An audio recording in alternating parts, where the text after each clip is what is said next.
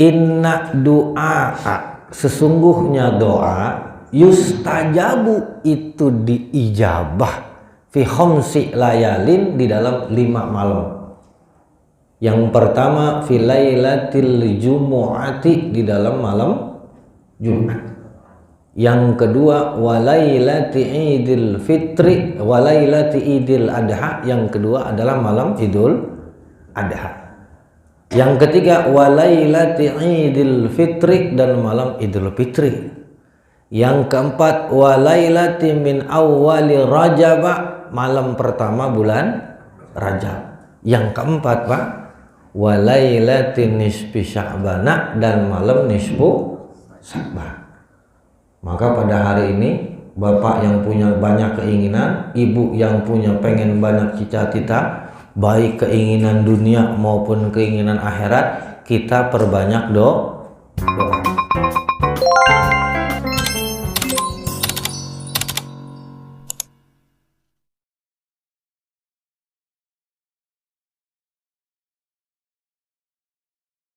Bismillahirrahmanirrahim. Assalamualaikum warahmatullahi wabarakatuh.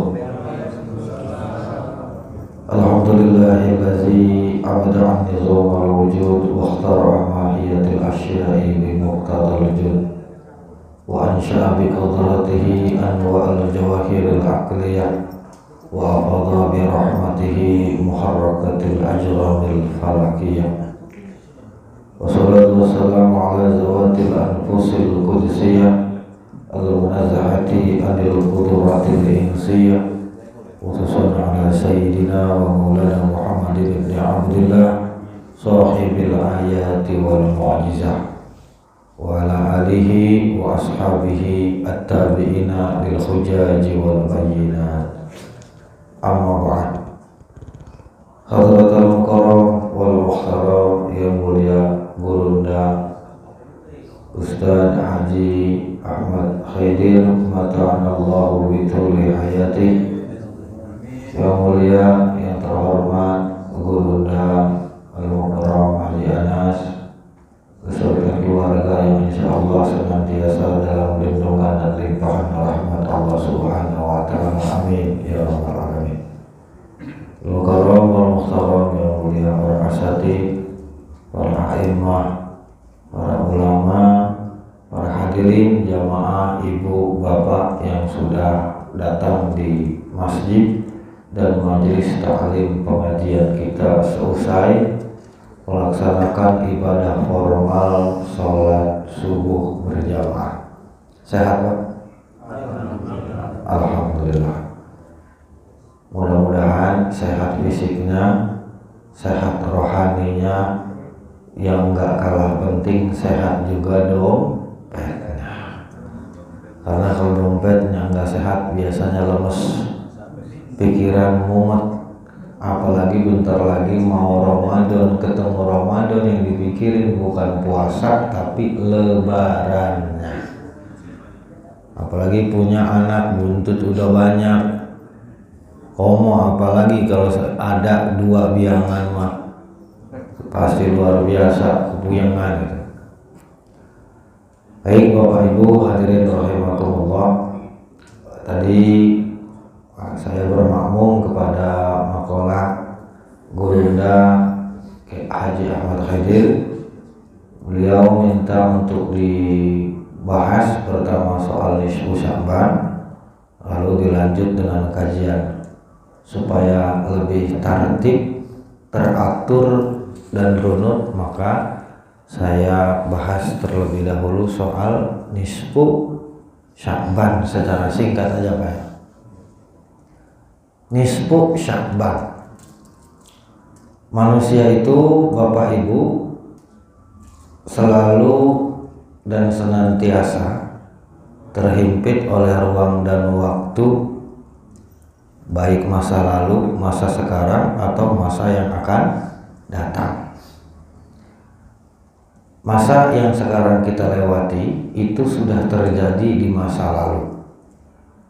Maka yang terbaik adalah mengambil ibarah pelajaran dari masa lalu untuk menjadi bekal kita menghadapi kenyataan dan realita di masa sekarang, juga sebagai bekal kita untuk menghadapi dan memperoleh tujuan di masa yang akan datang. Al-Quran dan juga agama Islam senantiasa memperingati manusia soal waktu, bahwa ada awqatil makhsusah, waktu-waktu yang tertentu, yang pada malam hari ini atau pada sekarang subuh hari semalam tadi kita udah lewat tuh nisfu Sya'ban. Nisfu artinya setengah, Sya'ban itu artinya bulan Sya'ban. Kita ambil tema 3 pokok dulu Pak, bahwa nisfu Sya'ban ini punya 3 julukan. Yang pertama adalah Lailatul Maghfirah, yaitu malam penuh dengan ampunan. Yang kedua adalah Lailatul Mustajabah, malam nisfu Sya'ban adalah malam tentang diijabahnya doa. Yang ketiga adalah Lailatul Mubarakah, malam yang penuh dengan keberkahan. Dari 3 tema pokok ini mudah-mudahan bisa kita ingat dan juga bisa kenang, kita masukkan ke dalam hati supaya nanti menjadi bekal hari ini lebih bagus untuk tahun depan dan yang selanjutnya. Yang pertama Bapak, nisfu Sya'ban itu adalah Lailatul Maghfirah, bukan karena tanpa alasan. Yang ngomong bukan saya, yang ngomong bukan Pak Yai, yang ngomong bukan Pak Ustadz, tapi Nabi. Gimana Ustadz, dari mana dasarnya? Ada satu riwayat dari Imam At-Tabrani, salah satu ulama hadis terkenal, dalam kitabnya Jami'ul Kabir. Beliau mengatakan, Yatali'ullahu azza wa jalla, Allah memperhatikan lebih intens. Bukan berarti kemarin sebelum bulan nisfu Sya'ban Allah enggak memperhatikan, bukan, tapi ini lebih intens lagi. Yatali'ullahu azza wa jalla li khalqihi, Allah memperhatikan dengan lebih kuat kepada hambanya pada fi lailatin nisfi min Sya'ban, di malam nisfu Sya'ban. Dampaknya fayaghfiru, maka Allah memberikan ampunan li jami'i khalqihi, kepada seluruh makhluknya. Tadi malam kita zikiran, kita wiridan, Bapak baca Yasin, Bapak mengamalkan amalia ibadah. Yang pertama adalah tujuan yang paling cakep kita lakukan pada hari ini, perbanyak istighfar. Sekali lagi, bukan kata saya tapi kata Nabi melalui riwayat hadis yang diriwayatkan oleh Imam At-Tabrani. Maka kita harus rajin-rajin Pak istighfar, baik secara lisan maupun istighfar di dalam hati. Kadang lisan kita sama hati suka nggak akur, demen selek. Lisannya istighfar, hatinya mikirin kemana tahu. Sama kayak kita sholat barangkali, fisiknya mah sholat, cuman pikiran kita mikirin kunci mobil, kunci motor, cicilan, kreditan yang belum lunas di Kredipo, belum lagi yang di Shopee masih perlu dibayar. Ini kita sholat, kita zikir, kita istighfar baru secara lisan, belum di dalam hati. Maka perlu diulang-ulang. Nah, dari sinilah para alim wal ulama ngasih batasan dan ngasih urutan. Kalau baca zikir, baca istighfar itu yang banyak. Kalau sampai 1000 kan pegel Pak. Kita baca istighfar 1000, ngeliat jumlahnya juga belum istighfar udah malas. Maka yang paling enak sesuai jangkep adalah 33. Biarpun ada asror tertentu menurut ba'dul ulama, kenapa 33? Enggak 43 gitu. Enggak 53. Kenapa Pak kira-kira? Ntar kita bahas dalam pengajian yang selanjutnya. Kalau keburu dibahas semua ntar keenakan kita. nggak ngaji-ngaji, masjidnya sepi. Nah, jadi dicicil lupa ya biar sedikit-sedikit, yang penting masuk. Oke, yang pertama tadi itu Lailatul Maghfirah, Allah banyak memberikan ampun kepada kita pada malam nisfu Sya'ban. Amal yang terbaik diantaranya baca istighfar. Nah, yang kedua apa? Pada malam nisfu Sya'ban ini yang telah jatuh semalam, ada namanya tadi adalah Lailatul Mustajabah, malam yang penuh dengan ijabah.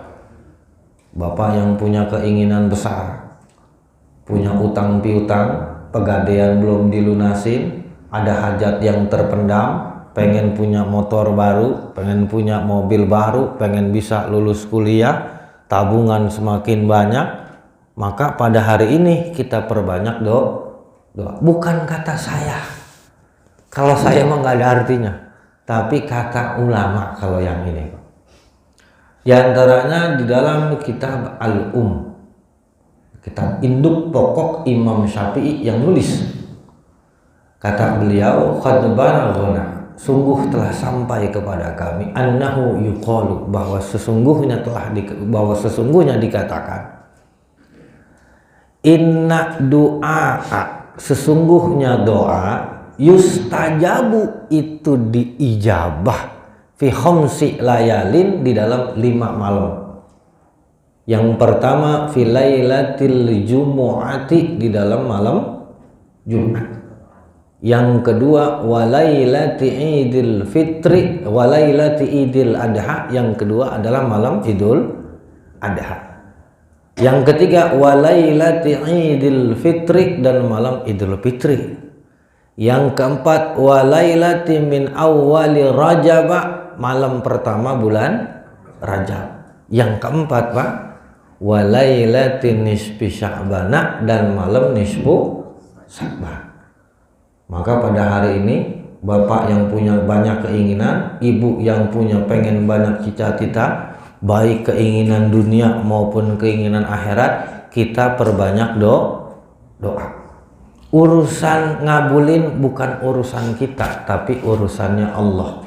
Cara Allah mengabulkan itu caranya Allah, bukan caranya kita. Karena kita hamba, kita minta, bukan nyuruh. Oleh sebab itu kita perlu tekankan terlebih dahulu, posisi doa ini adalah untuk tazallul, menundukkan diri, mengakui kebesaran bahwa kita ini hamba, Allah adalah Tuhannya. Ketika udah benar posisinya, maka doa pun ada adabnya. Adab sudah terlaksana, udah memenuhi syarat-syaratnya, maka insya Allah 99% Allah akan kabulkan. Maka oleh sebab itu Pak, adab doa apa aja itu pasti udah dikaji. Udah lewat dalam kajian-kajian yang terlebih dahulu, dalam kajian ilmu fikihnya, dalam kajian ilmu akhlaknya, kajian ilmu adabnya. Itu Pak. Setelah adabnya kita sudah lewati, ada barangkali waktu dan tempat-tempat tertentu, diantaranya malam nisfu Sya'ban. Kalau sekarang nih semalam Pak, combo sebutan kalau anak muda, paket combo, malam Jumat juga plus malam nisfu. Kurang tajam apa? Udah 2 ini, berarti kan kemungkinan untuk kita profit menang di dalam berdoa itu lebih besar. Maka hadirin rahimakumullah, yang belum sempat doa atau yang barangkali kita lupa doa semalam, maka perbanyak doa pada hari ini. Insya Allah dengan kebesaran dan juga kedermawanannya, Allah akan kabulkan segala hajat kita. Amin ya rabbal alamin. Yang kedua tadi Bapak, yang nisfu Sya'ban ini keutamaannya adalah doa banyak dikabulkan. Kata Imam Syafi'i. Kalau ragu sama Imam Syafi'i, saya bingung siapa lagi yang kudu saya kutip. Kalau kita kenal nama Imam Syafi'i, kehebatan beliau, kepiawaiannya di dalam beragama, bukan cuma secara lisan bicara menasehati orang, tapi keilmuannya itu sudah melampaui batasan manusia biasa. 7 tahun hafal Quran, kita masih main keleci dulu 7 tahun, masih main gangsing kita main. waktu itu umur 7 tahun. Ini beliau udah hafal Quran. Artinya Allah memang udah siapkan sosok-sosok yang kelak nanti akan menjadi rujukan umat. Yang ketiga apa? Adalah Lailatul Mubarakah, malam nisfu Sya'ban, dan hari nisfu Sya'ban ini adalah hari yang penuh dengan keberkahan. Kenapa begitu? Dalam satu riwayat hadis dinyatakan bahwa pada malam nisfu Sya'ban Allah turun rahmatnya. Allah turun rahmatnya, lalu Allah memanggil umat-umat manusia. Mana orang yang beristighfar kepadaku, mana orang-orang yang berselawat, mana orang-orang yang sakit biar aku sembuhkan, mana orang yang menginginkan hajat biar aku kabulkan. Ini berarti menunjukkan bahwa pada malam nisfu Sya'ban adalah malam banyak bertambahnya kebaikan. Berkah itu apa? Berkah artinya ziyadatu khairin, bertambahnya baik, bukan tambah banyak, Pak. Uang banyak kalau kita sakit apa yang manfaat. Bapak punya uang di rekening taruhlah 2 triliun. Punya uang 2 triliun di rekening, tinggal kartu kredit full masih terisi, enggak pernah sama sekali kepake. Tapi sakit ginjal, sakit jantung di opname di rumah sakit, mau dipakai kemana? Jalan-jalan ke mall aja nggak bisa kita. Apalagi udah keadaan kondisi fisik kita lemah, makan serba salah. Makan nasi aja nggak bisa, kudu makan nasi merah biar enggak kena darah tinggi. Tuh berarti yang namanya rezeki enggak selalu berupa uang. Kita masih dikasih sehat, kita masih bisa ketemu sama istri, kita masih bisa ketemu sama suami, kita masih bisa bermuajah kumpul di pengajian. Itu udah merupakan bagian rezeki. Kita enggak mendapatkan bencana, cobaan dan juga musibah merupakan rezeki dari Allah Subhanahu wa taala. Jadi jangan sampai kita berpola pikir karena hidup di area metropolitan, di tengah masyarakat madani, masyarakat kota, pikirannya kalau rezeki harus materi. Enggak begitu. Apalagi yang namanya materi Pak, enggak bakal kita bawa mati. Enggak ada Pak orang kaya di kuburannya pengen dimasukin rekening bank, enggak ada. Mau transfer kemana di alam akhirat, mobilnya enggak dibawa ke alam kubur. Presiden Pak, presiden manusia paling berkuasa di negerinya itu meninggal sama alasnya itu tanah, enggak pakai bendera merah putih. Kiai ustadz ajengan meninggal enggak pakai sejadah Pak, sama isinya juga tanah. Yang diadepin ketika gelap gulita, ditimbun kita sama tanah, ditutupin sama papan, sendirian dalam kegelapan. Allah kembalikan roh kita di dalam jasad kita, ketemu sama sosok yang sama, malaikat mungkar dan nakir. Maka kita punya harta, kita punya kuasa, jangan sampai kita merasa sombong. Kan manusia apa sombong kadang datang karena faktor diri sendiri atau karena faktor lingkungan. Karena sering di alam, sering dipuji, sering punya banyak ilmu, punya banyak harta di alam orang, akhirnya merasa besar kepala. Banyak kata ibu-ibu pengajian tuh Pak, kalau siang tuh sering nyanyi biasanya di kampung-kampung selawatan. Janganlah mau disanjung-sanjung, engkau digelar manusia agung. Sadarlah diri, tahu diuntung, sebelum masa keranda diusung. Sadarlah diri, tahu diuntung, sebelum masa keranda diusung. Punya harta, punya mobil enggak kepake, tiada lagi gunanya harta.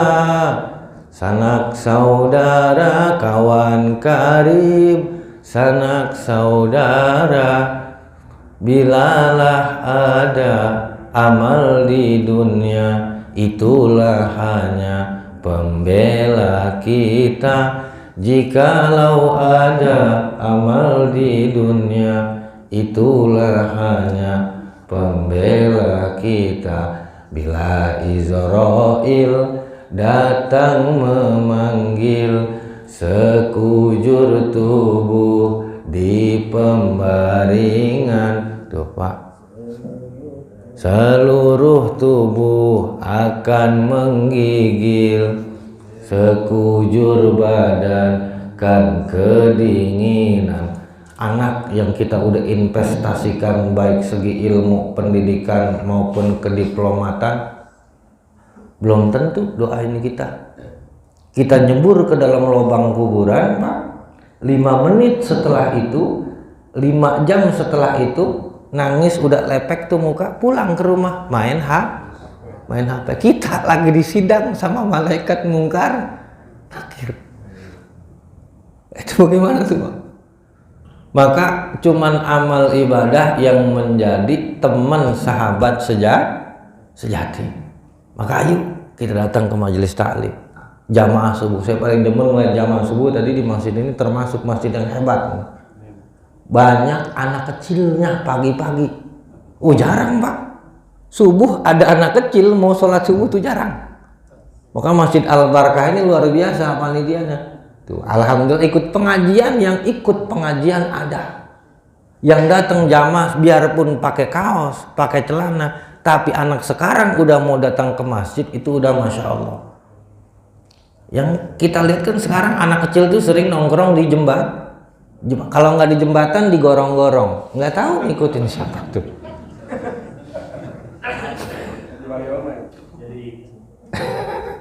Itu Pak. Kita juga bingung kalau ada anak kecil datang ke masjid, alhamdulillah apalagi diikut jamaah, nggak berisik, tertib, mantep. Berarti orang tuanya benar ngedidik, lingkungannya bagus, pertahankan. Kalau belum, ternyata anak kita belum bisa, ajak pelan-pelan Pak. Insya Allah dengan sendirinya mau, karena mau bagaimanapun guru kita Al-Mukarram Haji Anas, guru kita Al-Mukarram Haji Ahmad Hidir, ini ada masa expirednya. Kalau bukan anak muda yang ngisi, siapa lagi? Kan kita mau meninggal Pak. Ilokan Masjid Al-Barakah, kita tinggal pergi, kita tinggal meninggal, lantas nggak ada kita, pindah tempat ini jadi kos-kosan, na'udzubillah. Udah bukan perkara yang sedikit Pak, masjid tuh sepi, pindah fungsi, pindah alih, banyak terjadi di mana-mana. Maka oleh sebab itu menjadi kekhawatiran kita, kalau ini rumah kita, rumah amal ibadah kita, Bapak sodakoh ke sini, Bapak infak ke sini, yang dengan harapan masjid ini entar 10, 20, 30, 40 tahun masih ada, kita meninggal ini masjid masih ngasih amal jari, harus bisa terus dipertahankan. Itu daripada kajian Nisfu Sya'ban 3 singkat itu Pak ya. Jadi Nisfu Sya'ban itu yang pertama Lailatul Maghfirah, yang kedua Lailatul Mustajabah, yang ketiga adalah Lailatul Mubarakah. Amalnya Pak terakhir, amal ibadah yang paling cakep diantaranya tadi sudah disebutkan, istighfar, baca Quran, baca surat Yasin diantaranya Pak. Kenapa Yasin Ustadz yang dibaca? Sebenarnya Pak, baca Quran aja udah cakep. Mau baca Qulhu, mau baca Iza Ja'a Nasrullahi wal Fath, terserah boleh. Yang pendek-pendek Al-Fatihah pun boleh. Cuman ada keutamaan tertentu Yasin ini Pak, kata Imam Ibnul Hadi di dalam kitabnya Al-Kamil, beliau mengatakan, meriwayatkan satu hadis Nabi ngomong, menyatakan Yasin 5 quri'at lahu. Surat Yasin itu bisa dipakai untuk sesuai apapun yang kita inginkan dia dibaca. Ada orang sakit, kita bacain Yasin dengan harapan, dengan fadilah amal ibadah baca Yasin ini, kita tawasul minta sama Allah dengan amal baik ini untuk disembuhkan. Kalau ibu, bapak lagi berantem di rumah, suami istri, bacain Yasin. Coba aja Pak, Coba dulu. Berantem nih di rumah. Kita pulang, orang laki ketemu istri ngomel. Bacain Yasin dari awal sampai akhir. Cuman dua pilihannya. Satu, di stop sebentar ngomelnya. Yang kedua, diseduhin kopi. Kan enak, ada kemungkinannya. Daripada kita tembalin marah, ujung-ujungnya malah menjadi sesuatu yang gak baik untuk rumah tangga. Tuh Pak, ntar kita cobain Pak. Besok Bapak kalau ketemu sama istri diomelin, dikata-kata, udah itu paling mantep, bacain Yasin. Jangan kesinggung kalau ibu ada yang bacain Yasin, bukan meninggal, tapi karena memang tujuan si suami baca Yasin dengan harapan dia minta sama Allah supaya hatinya ini diberikan kelapangan tuh. Makanya kalau kembali baca Quran mah baik aja Pak. Mau apa lagi didatengin Pak, didatengin penagih utang, debt collector.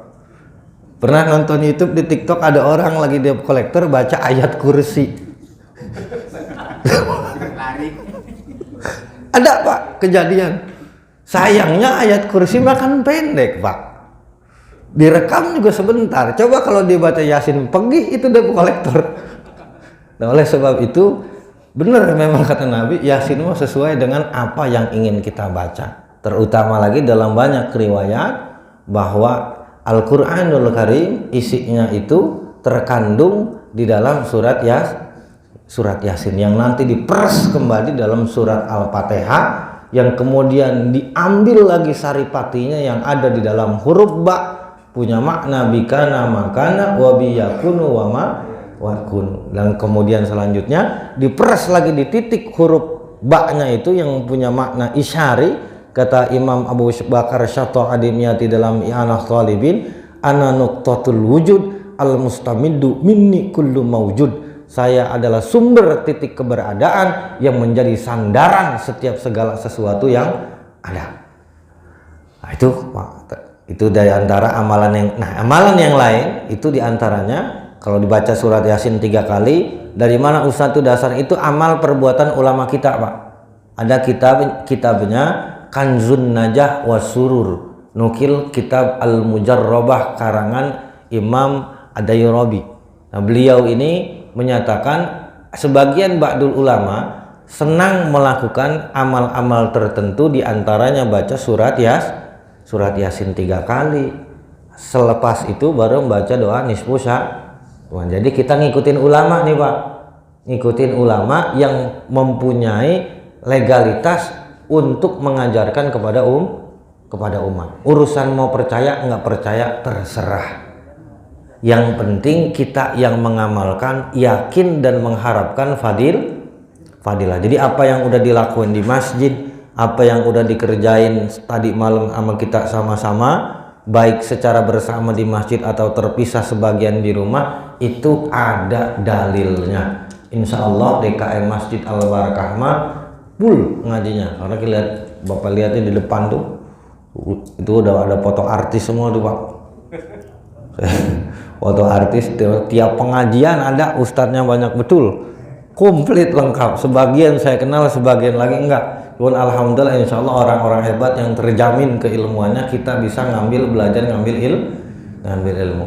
Jadi nggak usah khawatir, pasti ini mempunyai kredibilitas yang tinggi.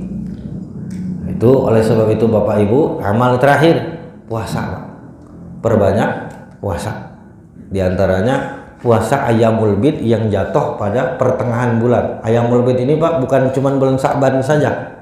Tiap bulan, yang pertama pada tanggal 13, 14, 15 itu disunahkan untuk puasa. Cuman karena berhubung jatuh pada hari Jumat, kalau mengkhususkan puasa sunnah pada hari Jumat doang, ini hukumnya makruh. Maka Bapak sambung sampai Sabtu. Nah, karena apa? Karena sebenarnya Jumat ini hari libur Pak kalau dalam Islam. Biar nanti dikhususin kita ibadah sholat Jumat. Ini nggak biasa puasa, Ramadan kodo aja masih banyak, malah pengen ngerjain puasa nisfu Sya'ban. Ini namanya salah prioritas Pak. Kodo puasa dulu, baru puasa sunnah. Maka itulah amal-amal tentang nisfu Sya'ban karena waktunya juga sudah cukup mepet itu Pak ya. Ntar kita ngajinya insya Allah disambung pada pertemuan minggu-minggu selanjutnya. Liburan ini pada saat ini puasa libur nggak? Oke. Insya Allah tidak ada libur. Nggak ada libur, dikacar terus, masya Allah. Gas terus, masya Allah. Mudah-mudahan semangat ya Pak ya. Semangat ya Pak. Takutnya habis sahur ngantuk. Insya Allah enggak. Insya Allah enggak. Ambil kita ngaji terus. Yang ada di HP notepad catatan, bawa catatan. Karena ustadz-ustadz di sini insya Allah para guru banyak ilmu yang bisa kita ambil untuk kita pribadi maupun untuk keluarga. Baik, sekian dari saya. Kurang lebihnya mohon maaf. Bila ada yang salah murni dari saya pribadi. Kalau ada yang betul, yang tepat, maka itu berdasarkan dari ajaran guru-guru kami. Saya hanya sebagai tausiah, pelengkap dan perluasan dari ucapan guru-guru kami. Wallahumma fiq ila aqwamit thariq.